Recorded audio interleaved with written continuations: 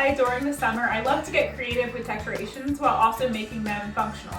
I'm going to show you here how to make tin can lanterns to light up your summer night.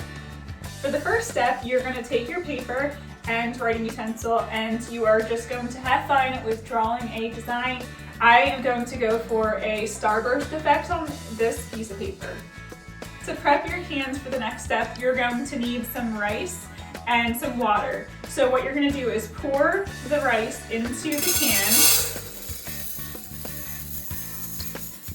and then add some water inside.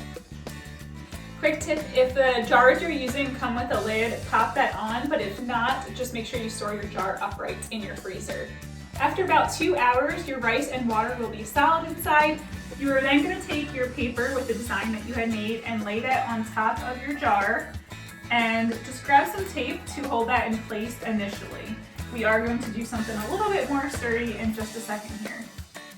For this project, you're going to grab some finish nails and you are going to just find the center spot and do a little tap right into the jar. That's going to hold it in place for the rest of your designs. Next, you're going to grab another finish nail and just go all around your whole design, all the dots you made, and give a little tap and you will feel the nail go right in. Then you can move it to the next spot and just keep doing that all around your whole design. After you are all done hammering in the nails to the little dots you created, you're going to remove the center one and peel back your paper and your design will be complete. Because we filled this up with rice and water and froze it before, we now need to defrost. So you're going to take this to your sink, fill it up with some hot water, let it sit for a little bit, and then you can dump it out.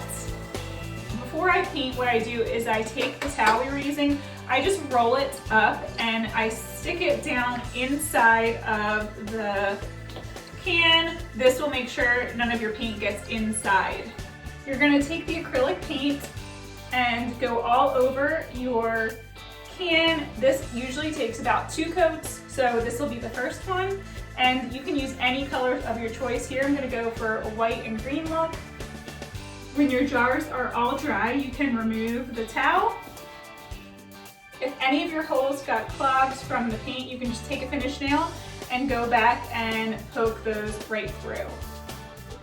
You're then going to take your candles. In this case, I am using battery operated, and you're going to pop those in your lantern.